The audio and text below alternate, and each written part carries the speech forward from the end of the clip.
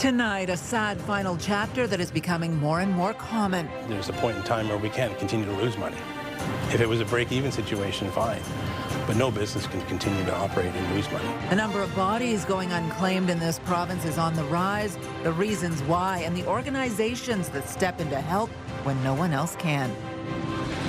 Planning ahead for a major redevelopment at Labretton Flats. This is a small, older part of town, and we don't want to end up with the same kinds of traffic problems as King Edward has, for example. A planned Preston Street extension will be modified to an active-use bridge in anticipation of the changing needs in the neighborhood.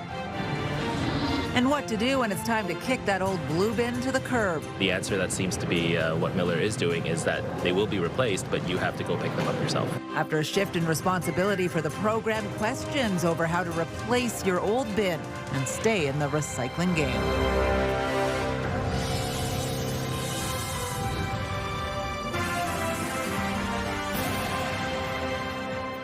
Good evening. We begin tonight with a tragic situation that is becoming more common here in Ottawa and across the province. A record-breaking number of bodies are going unclaimed. New data painting a grim picture of those who pass away with no one to take care of their remains. And this is putting pressure on funeral homes and cemeteries. CTV's Austin Lee is following this story and joins us live in studio with more. Austin. Well, Patricia, there is a long list of reasons as to why someone's remains may go unclaimed after they pass away. It could be that they have no next of kin and no end-of-life plans, or it could simply be due to financial constraints.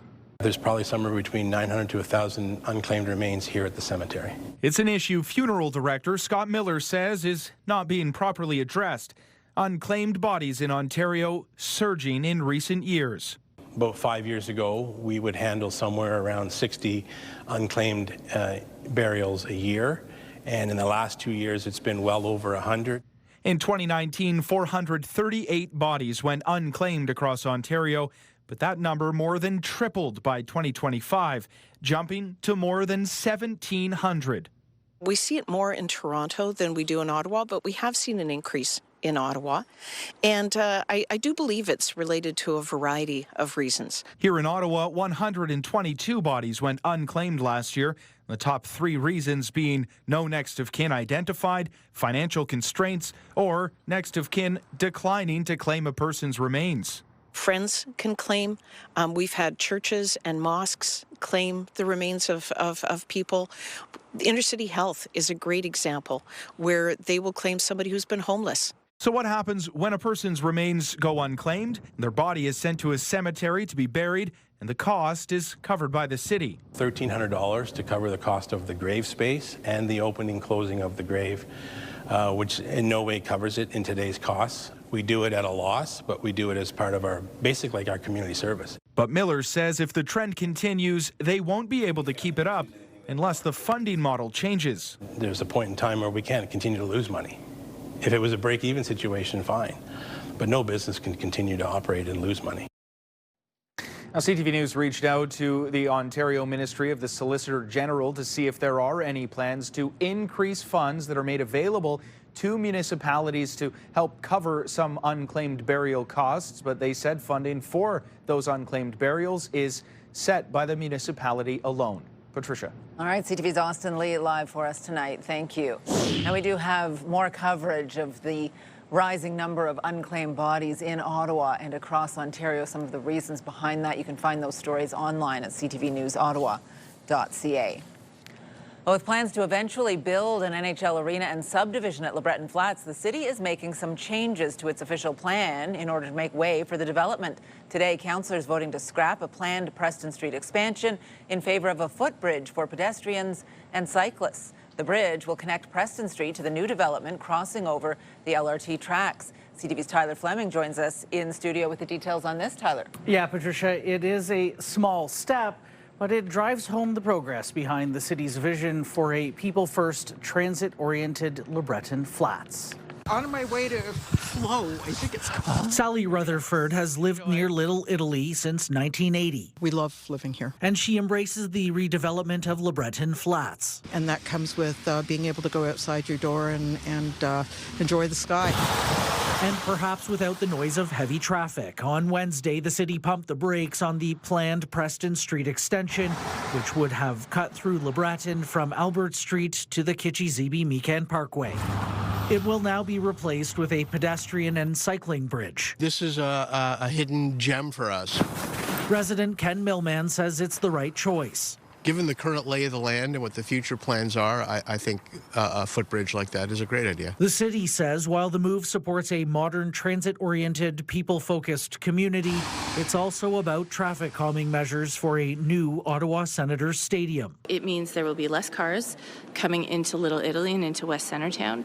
It means it'll be much easier to get in and out of the site by foot and by bus, and it'll encourage more people to take the LRT. We don't want to end up with the same kinds of traffic problems as King Edward has, for example, where, there's a whole lot of traffic trying to go through an impossibly small space. Scrapping the road also creates new ways to link the proposed districts at Labretton Flats, which includes a major event center, commercial space, along with around 4,500 homes. Rutherford is encouraged by the development's direction and hopes Labretton Flats is a community for all. And the promise always was that there would be housing and there would be affordable housing. Now it's up to the city and National Capital Commission, and the senators to figure out the next phase. Details like transit and traffic patterns and how the arena fits into Labretton Flats. Patricia. Going to be an interesting area for sure. All right, CTV's Tyler Fleming live for us tonight. Thank you. Well, there's confusion tonight over the new blue bin recycling program and what residents have to do if they need a bin replacement. It isn't clear if they need to go pick up a new one themselves or if it will cost them. And both residents and councillors are looking for clarity. CTV's Leah Larocque was out speaking with residents today and joins us with more. Leah? Well, Patricia, it's been about a month since responsibility for the Blue Box program was shifted from the city to a private company under provincial legislation. But the transition hasn't been smooth, and there are a lot of questions that are being left at the curb. It's recycling day in Rachel Robinson's neighborhood. But she says ever since the Ontario government took over blue bin pickup, getting info about what to do has been trashy. I can't actually work out what I can and can't put in the blue box. I've emailed them even. I'm a serious, green warrior, as it were, environmental warrior, and I'm struggling with it. Questions, too, about if new bins or replacements will be delivered, or if residents need to go pick one up at a specific location, and if you have to pay for it. But yeah, if I have to drive, super far, I might be upset if I have to pay for it, depending on the cost. Circular Materials didn't provide clarity to CTV News' questions, but in a statement says it's working on a standardized process for providing new bins to residents, and bins will be provided based on demonstrated need. I get in my car and I go pick up a bin. I'm sorry, I would. There are two Miller Waste locations, one in the East End on Bantry Road, the other in the West End in Stittsville on Walgreen Road. Carry it on the public transport, and walk with it. So I think it's impossible. Some city councillors say that it has been difficult to communicate with Circular Materials and to get accurate information. And that is making it challenging to communicate with residents what is right and what to do when it comes to getting a new recycling bin. I actually got 4 different answers, right? I get the answer that it's status quo, so delivered and replaced. I got replaced and delivered at cost, replacement but delivery at a cost. And the most recent and seems the answer that seems to be what Miller is doing is that they will be replaced, but you have to go pick them up yourself. Residents say they will find another way, but hope the confusion gets sorted out. If you got to go to the far end of the city to pick up one of these stupid things, I would just go up to the hardware store and buy one. We asked Circular Materials for clarification on their statement that they provided, and they resent the original statement. We also called service provider Miller Waste to see if they could provide more information. No one picked up, and we left a message. Patricia. All right, CTV's Leah Larocque live for us tonight. Thank you. You can scan the QR code on the bottom of your screen to link to us online or visit ctvnewsottawa.ca. We have more details on the recycling changes and the questions both residents and councillors are raising about the program. Still ahead, reshaping the response to homelessness. One downtown shelter looking at new options to divert people from the system before that becomes the long-term solution. That story coming up. Well, here's a live look now through our Centennial Glass Skycam. -11 out there in Ottawa right now. February is Heart Month in Ottawa, and we are marking that throughout the month. Jackie Perez is doing just that at Preston Hardware for us tonight. Jackie. Yeah, that's right, Patricia. I'm just talking to employees here and family members, and it really is a community celebrating Heart Month, and we'll have more on that in just a bit. But you mentioned it, temperatures already dropping with that sun setting, already feeling like -11, and the temperatures will be dipping down later this evening, but not too bad considering the last couple of weeks we had. So right now across Eastern Ontario, temperatures sitting around -9, -10 degrees, partly cloudy skies really throughout the region. And as we look towards tomorrow, another day full of sunshine for most of Thursday, but then the clouds are going to start to roll in, and keep in mind snow is on the way, more in just a bit. Tomorrow, daytime high about -8, -9 degrees, so it's going to be a cooler start to the morning at -17 degrees. And yeah, I did mention that word snow. Friday, we could start to see this later in the evening. We'll have these details and much more for you in just a bit. And of course, Patricia, more from here at Preston Hardware as we light up the buildings and the Capitol red. Thank you, Jackie. Well, a pedestrian was seriously injured after she was struck by a vehicle in Lowertown last night. The crash happened on Rideau Street between Charlotte and Wurtemberg just after 7 p.m. The woman was brought to hospital with serious but non-life-threatening injuries. Rideau Street was closed in the area for more than 3 hours for the investigation. Police are looking to speak with any witnesses or anyone who may have dash cam footage. The provincially appointed supervisor overseeing Ottawa's largest school board is promising major changes to how the board operates. Robert Plamondon took over the Ottawa-Carleton District School Board last year after it posted 4 straight deficits, and he's now looking ahead to the budget for the next school year. In a letter to parents, he says the budget process will be unlike any the board has undertaken before and will focus on, quote, long overdue reforms within the board. Meantime, Ottawa's French Public School Board is breaking ground on a new secondary school in Orleans. An event was held today at the future site on Merle Road near Rideau Road. 1, 2, 3, go! The school is scheduled to open for the 2027-28 school year. There will be about 700 students. Kids grade 7 to 12. The province provided more than $33 million in funding for the new school. Well, it's been a fixture at the University of Ottawa for years. Now it's set to close this spring. The university says the on-campus RBC branch is shutting down as part of a redevelopment. But some students are calling it a win. CTV's Caitlin Wilson reports. For students passing through the Jock Turcotte Centre, this RBC branch is hard to miss. Tucked into the heart of campus, the bank has served students for years. But this spring, it's set to close. From the student perspective, this departure is 4 years of hard work from student movements. Both the university and RBC say the closure is tied to a planned redevelopment, with the space being repurposed to accommodate a growing student population. But some student groups are calling the outcome a win, including Climate Justice U Ottawa, which has protested the bank's presence on campus for years. RBC is the #1 fossil fuel financer in Canada and #3 in the world. And we see that as not aligning with our student population. Their concerns are part of a broader national movement calling out banks for funding fossil fuel projects, which advocates say contribute to the climate crisis and violate Indigenous rights. From the perspective of Indigenous students, like having this institution is contradictory to their commitment to reconciliation and their Indigenous Action Plan and their commitment to divest from fossil fuels. In a statement, a university spokesperson says our many valued partnerships with RBC will continue to provide important programming and opportunities on campus for students. And RBC tells CTV News it's working closely with the university to maintain a campus presence, including full-service ATMs to meet the everyday banking needs of students and staff. Noting similar arrangements even with other banks at campuses like Algonquin College and Carleton University. But for some students, the closure is a small step in a much larger fight. We're going to continue to fight against those things and advocate against RBC to be completely untied from the campus. Caitlin Wilson, CTV News. A day after former Prime Minister Stephen Harper called for the Liberals and Conservatives to come together to the benefit of Canada, current Prime Minister Mark Carney met today with Conservative leader Pierre Poilievre. CTV Stefan Keys has more on this. Steph.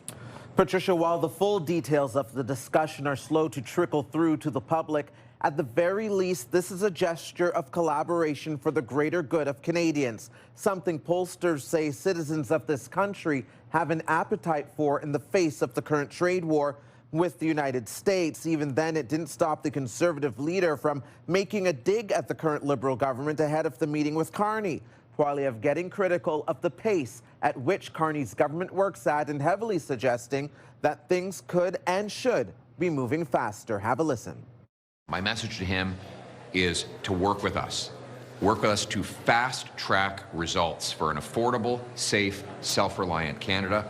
We've got concrete proposals, and we have a track record of showing that we're willing to work together. We fast-tracked Bill C-18, C-13, C-14, C-5, C-3, C-4, and C-12. We're the ones trying to hit the gas pedal.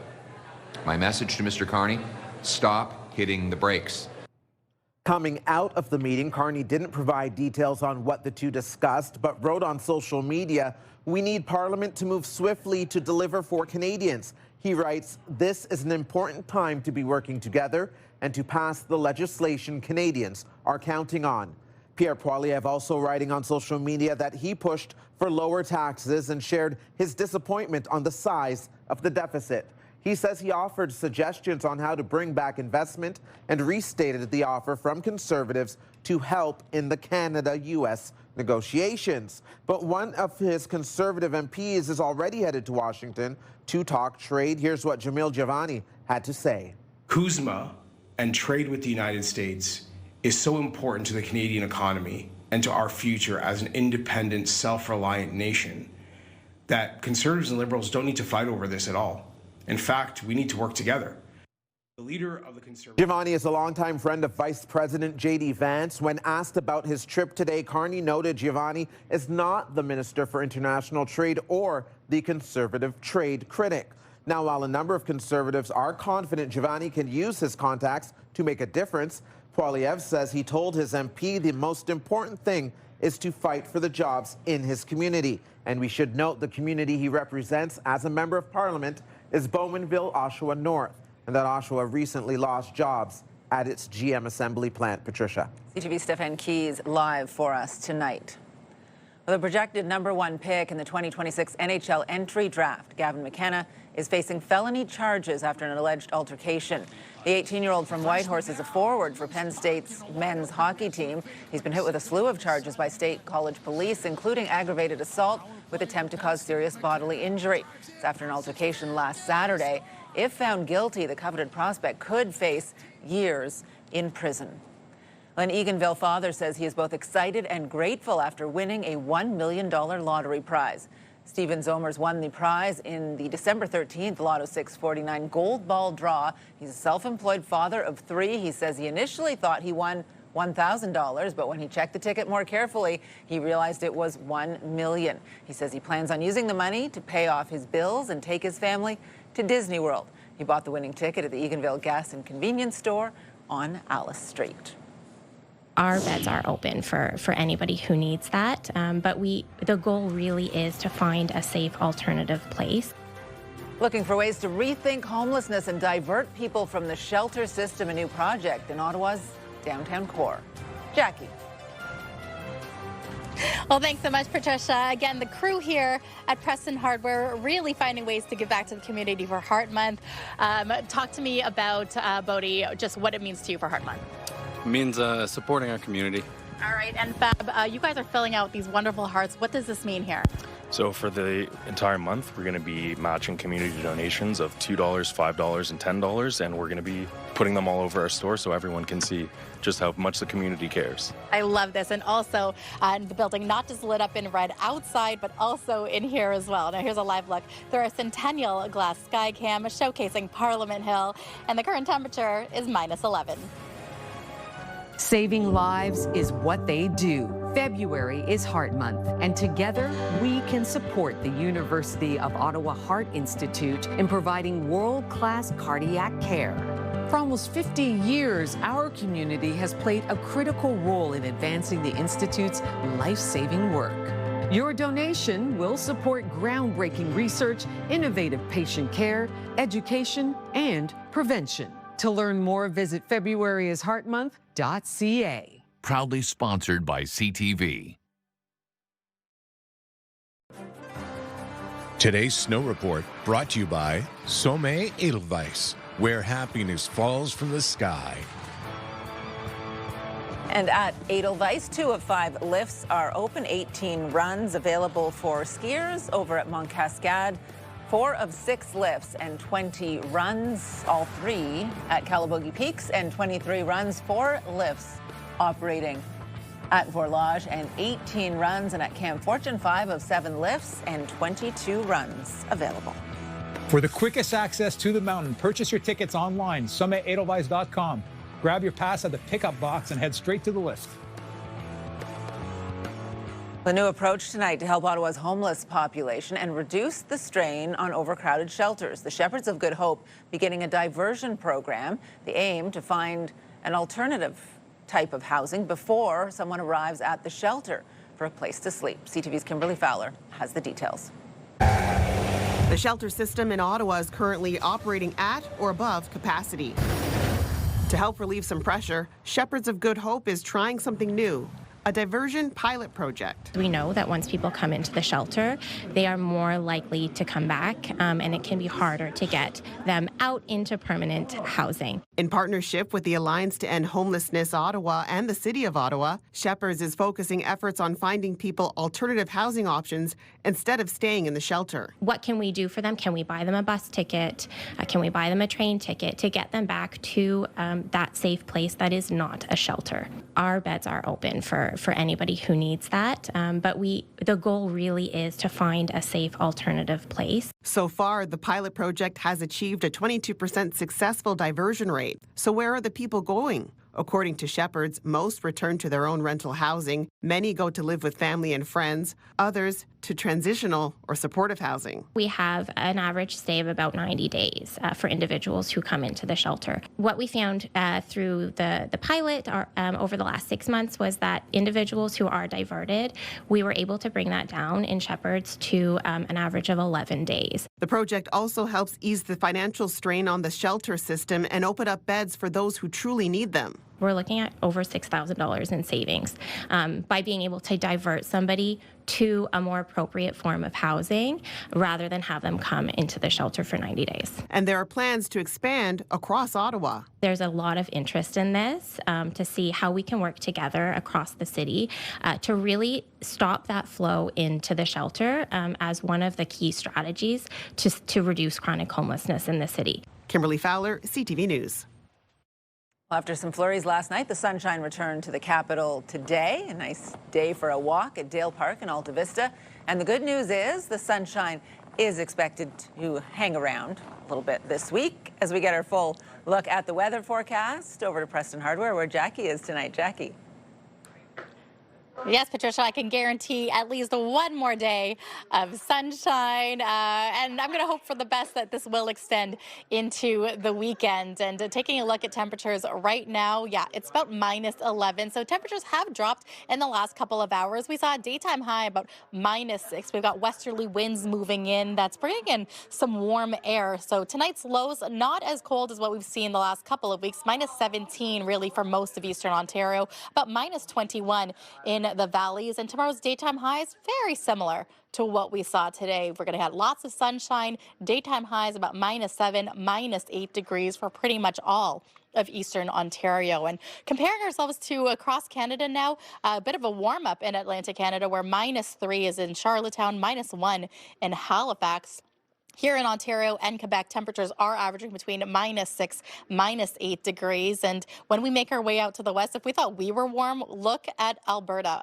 15 degrees in Calgary, 9 degrees in Edmonton, and Vancouver sitting pretty at 14 degrees. Now, this 7-day forecast is brought to you by Davidson Hearing Aid Center, celebrating over 80 years in family business. So no, we will not be getting that 14-degree weather, but we are getting sunshine for Thursday.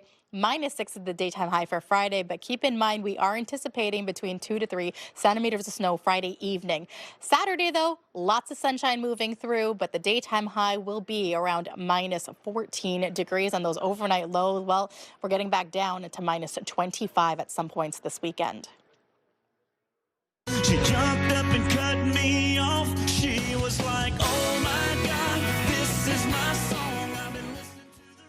And are you ready for an incredible night of music with one of country music's biggest stars? Well, Luke Bryan is bringing his Word on the Street tour to the Canadian Tire Centre on August 27th. And we've got your chance to win tickets. To enter, scan the QR code on the bottom of your screen to head over to ctvottawa.ca. Wishing you the best of luck. Now, again, February is Heart Month, and for Preston Hardware, a portion of every sale will support the Ottawa Heart Institute. We'll be speaking to the owner of Preston Hardware in just a bit about this. This is the month to give for sure. All right, Jackie, thank you very much. And even the basics, tough to come by in Cuba right now. A new travel advisory for Canadians, that's just ahead. Tonight, a new snapshot of Canada's housing market. What it allows us to do is really take our time and see where our money will get us. Where home sale prices have fallen the most and how long a buyer-friendly market might last. Later on CTV National News and Watch on Crave. CTV News community and weather anchor Jackie Perez. Weeknights. Well, February is Heart Month, and supporters of the University of Ottawa Heart Institute are helping light the capital red. Tonight, just a little ways from where Jackie is for us, Sala San Marco, Annabella's Kitchen and Lounge, Evu Greek Kitchen, Matty, Ottawa, and Farinella are lighting up Little Italy in red. Now, some other stories you need to know right now. The YMCA here in Ottawa is hosting an open house this hour, shining a spotlight on ways to address local shortages of skilled trade workers, licensed childcare, and affordable housing. CTV's Stefan Keys joins us now with the details on this and other stories. Steph? Patricia, the YMCA of the National Capital Region says there is growing demand for its services. Today's open house includes YMCA representatives and residents sharing their own stories about how the organization has helped them. We offer a suite of services, and our goal is to wrap around those services around an individual or family that come to us looking for support. I recently moved out of this building at the YMCA last month. So essentially, they were able to find housing for me. Prior to that, I was actually homeless. So this program meant the world to me. The YMCA provides transitional housing, childcare, and offers employment services in the trades. Ahead of March break, Canada has updated its travel advisory for a popular tropical destination. The government is urging travelers to exercise a high degree of caution in Cuba as the Caribbean country faces worsening shortages of electricity, fuel, and basic necessities. To reduce pressure on the electrical network, Cuba schedules long daily power cuts, but the Canadian government says nationwide outages can still occur unexpectedly and may last hours. Hope. Fear. Love. Today is World Cancer Day. This year's theme is United by Unique. It defines the crucial role of personalized, patient-centered care in the fight against cancer. It also highlights the importance of adapting cancer treatments to cater to the unique needs of each person. Canada sees an average of nearly 700 cancer diagnoses per day. Sliding play, takes it away from Chatfield for a quick second, comes back over to Batherson. Sanderson, a drive, scores! Big The Sens tried but couldn't hold on to their winning streak last night. It was a valiant effort on the road against the Carolina Hurricanes, but Ottawa would ultimately fall to the hometown team. The game ended with a 4-3 win for Carolina. The Sens stay on the road to play the Flyers tomorrow night in Philadelphia. For Best in Show at the 150th Westminster Kennel Club Dog Show is the Doberman Pinscher. A 4-year-old Doberman Pinscher from Canada took home the Best in Show at the Westminster Kennel Club Dog Show in New York. Penny, whose co-owner is from Toronto, beat out a field of 6 finalists. Over 2,500 dogs from more than 200 breeds competed. Each dog is judged according to how closely it matches the ideal for its breed. What a win for Canadian Pooch. Yeah. Amazing for Penny, wonderful for the owners and whatnot. I still love the coat on the English sheepdog, though. Yes. Big, You love the big bushy, fluff. fluffy. Yeah. You want to cuddle up on a cold night, for sure. You're cuddling with your golden recently. I saw that picture on Instagram. One on either side. Thanks, Steph. We're going to go back out to Jackie at Preston Hardware tonight. Jackie. Well, thanks so much, Patricia. If anyone was driving or walking along Little Italy, you might see some buildings, including Preston Hardware, lit up in red. It's to celebrate Heart Month in support of the Heart Institute. And you might even see these hearts as well all around the store. Paolo Giannetti, you are one of the owners here at Preston Hardware. What is a special connection for Heart Month, specifically the Heart Institute for you? Yeah, so Preston Hardware as a company, we've been donating as much as we can to the Heart Institute. We've had some personal touch that's hit our family, personally my brother, my brother-in-law, my uncle, my brother specifically having a pretty invasive surgery needing a replacement aortic valve, which was, a good time frame for recovery, but everything, he's on the other side of it, and now he's recovered 100% and looking great. This is a wonderful success story, and you were mentioning it to me, if it wasn't for the research and the technology and the advancements that comes from funding, and how are ways that you're supporting or getting the community to support? Yeah, so as a company, we're matching all community donations in store and online. We're also going to be donating a portion of our sales throughout the month of February towards the Heart Institute. Yeah. And again, every purchase saves lives. And again, that goes through the research, that goes through the technology. And I'm so glad to hear the success story that this has had and the important reminder that it has in your life as well. Is there a message for everyone at home that you want to leave them with?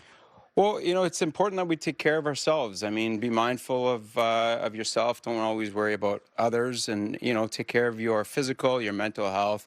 Go for the odd jog. Maybe work out when you can. I mean, take some time to take care of yourself physically. And that's it. Well, we appreciate you taking the time. Thank you so much. Right. These are just one of the many stories that we will be sharing and focusing on throughout the month. But even we heard stories from community members and employees here at Preston Hardware, and we will be hearing more in just a bit. But for now, we'll take it back to you in studio. Patricia. Preaching the self-care. I'm all about it. Thanks, Jackie.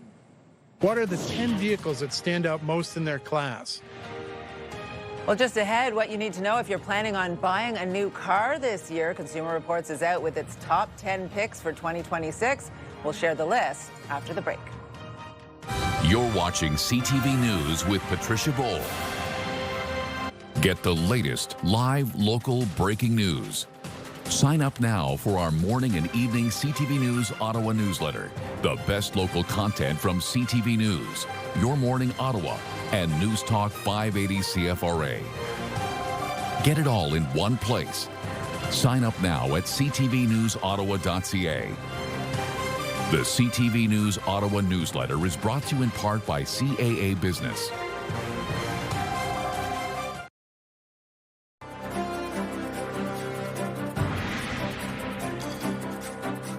Well, the average cost of a new vehicle is about $65,000. So if you're buying one, you want to make sure it's built to last. Consumer Reports is out with its top 10 vehicles of 2026. There are some familiar cars and SUVs back again, but a couple of new models have also made the list. Here's CTV's Pat Foran. Every day, Consumer Reports tests new vehicles at its state-of-the-art facility, measuring everything from safety and performance to fuel efficiency and cargo space. Beyond the test track, its member surveys give exclusive real-world insights into reliability and owner satisfaction from about 380,000 vehicles this year. The CARS team looks at data from our testing and from member surveys to determine what are the 10 vehicles that stand out most in their class. These are the vehicles that are easy recommendations to make and a great starting point for any car shopper.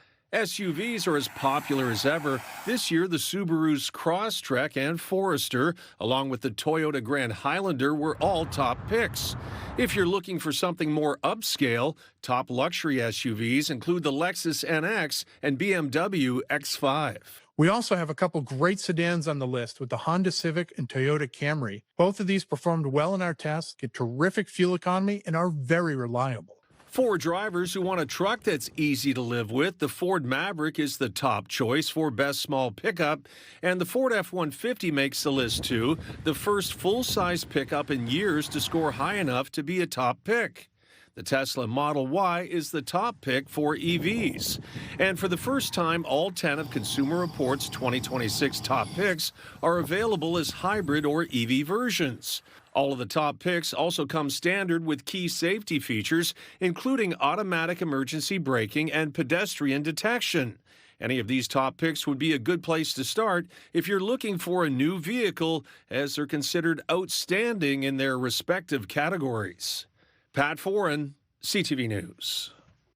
Home prices continue to slide in Canada's biggest city. BNN Bloomberg's Marilla Fernandez has the details. Toronto home sales fell 19% last month from January of 2024, and the average selling price is down as well. It's the first time the average selling price dropped to under $1 million since January of 2021. It's currently $973,000, and a home now spends an average of 45 days on the market. The Toronto Regional Real Estate Board says it expects the weakness to last through the first half of the year. Here are the closing numbers for the day. The Canadian dollar is down to 73.17. West Texas Intermediate is up almost $2 to 65.14. Western Canadian Select is up to 47.92, and the TSX gained 182 points today. Those are your business headlines. I'm Marilla Fernandez. This is fun to be in an environment with like thousands of people and all here for just one simple reason. The Olympic opening ceremonies are on Friday, but could the rainy weather put a damper on the start of the Winter Games? We'll have the latest from Italy just ahead. You're watching CTV News with Patricia Boal. Far side pass, and it's an early shot. He scores!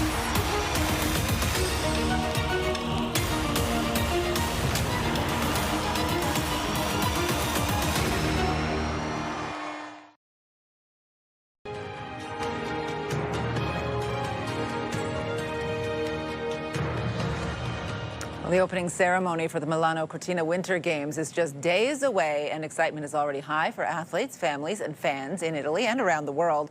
But the weather in Milan has so far been less than golden, and now one of Canada's star athletes has been injured before the Games even get underway.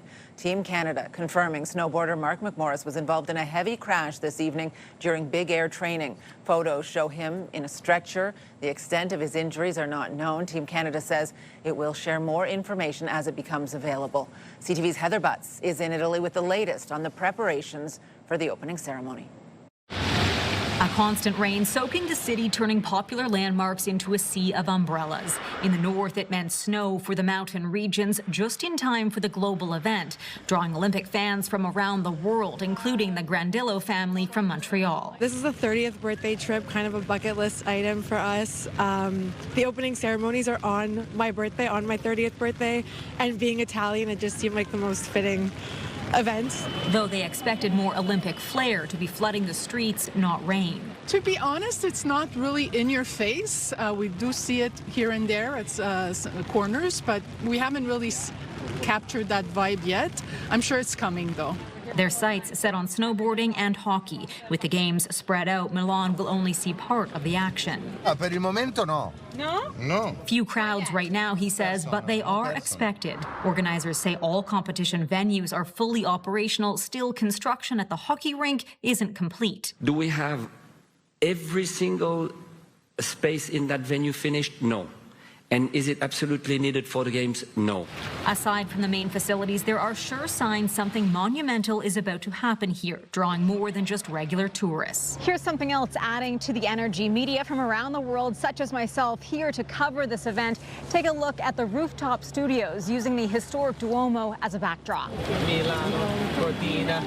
We only just got here and we were like, wow, everything's Olympics. It's great. It's so much fun. I love it. The organizing committee is pointing to the torch relay as a driver for national excitement. This is fun to be in an environment with like thousands of people and all here for just one simple reason. It's fun. That momentum is also reflected in demand from spectators, with roughly 1.2 million event tickets already sold and only a limited number remaining for the opening ceremony. Heather Butts, CTV News, Milan. Nobody.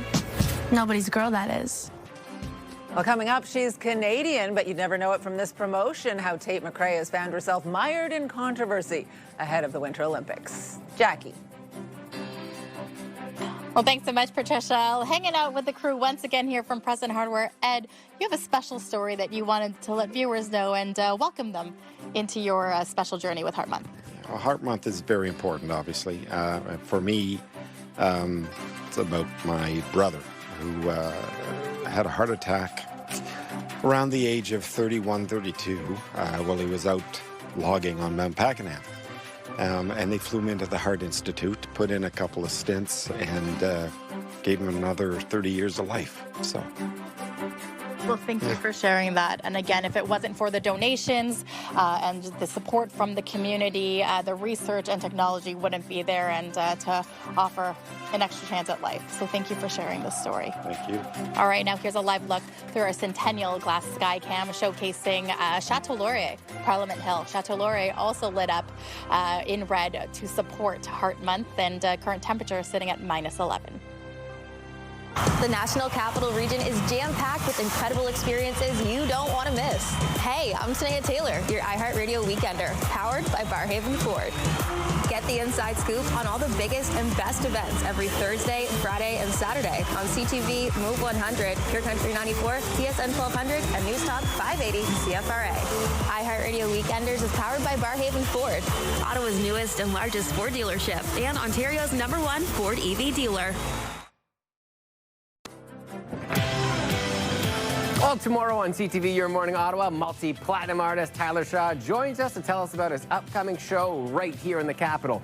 Wake up the right way with Your Morning Ottawa. It all starts at 6 a.m. Hairstyles, courtesy of Salon Fiorella. Here's a recap of the top stories we are following right now. $1,300 to cover the cost of the grave space and the opening and closing of the grave, which in no way covers it in today's costs. Recent data highlights a dramatic rise in the number of unclaimed bodies in Ontario and here in Ottawa. That's putting pressure on funeral homes and cemeteries. This is a small, older part of town, and we don't want to end up with the same kinds of traffic problems as King Edward has, for example. The city scrapping plans to expand Preston Street in favor of a pedestrian bridge through Labretton Flats. That's because of the eventual developments and downtown arena planned for the area. The answer that seems to be what Miller is doing is that they will be replaced, but you have to go pick them up yourself. Well, some confusion over the changes when it comes to what you do if you need your recycling bins replaced now that a new private company is in charge of the service. Go. And we want to get a final check on weather. Back out to Preston Hardware and Jackie tonight. Well, thanks so much, Patricia. Tomorrow, going to be mild conditions as well. That's going to extend into Friday. That's the good news. -8 is the daytime high, mainly sunny skies. But Friday in the evening, we are likely going to see 2 to 3 centimeters of snow. Good news is, though, it won't last very long. Saturday, Sunday, in store for more sunshine, but the temperatures will be dropping. A -14 is going to be the daytime high. And that's it from us here at Preston Hardware. I just want to say thank you all for letting us into your home or the hardware store this evening for this wonderful cause. Again, Cecilia, you've been wanting to say this all hour long. Just remind the folks at home what February is. February's Heart Month. Thank you so much. And again, you can find ways to donate, support such a wonderful cause. And thank you again to this wonderful community. Thank you, Paolo. Thank you very much. All right, we'll take it back to you in studio, Patricia, Stefan. February is indeed Heart Month. A lot of heart in that room for sure. Jackie, thank you very much. We want to check in and see what our news team is working on for tonight. Stefan Keys will be here on the desk at 11:30. Steph? Yeah, thank you, Patricia. Tonight we'll have a CTV News exclusive that features a dramatic takedown at Canada's largest and busiest airport. According to the report, this video is of an incident within the secure area of the airport. A baggage handler at Pearson allegedly caught in the act of moving a bag of cocaine and then decided to run. It evolved into a dramatic takedown on the tarmac, with the police saying they were dealing with a suspect in a state of panic. Keep in mind, our colleagues were able to get this video because the evidence is now before the courts. The incident was in 2001, with several details just coming to light now as the trial takes place. Join us tonight at 11:30 for an intriguing real-life crime story, Patricia. All right, interesting stuff. Thank you, Steph. And finally for us tonight, whose side is she on? That's what fans of one Canadian music star are asking after Tate McCrae appeared in this promotion. Take a look. Nobody. Nobody's girl, that is. Well, this is part of the commercial promoting NBC and Team USA.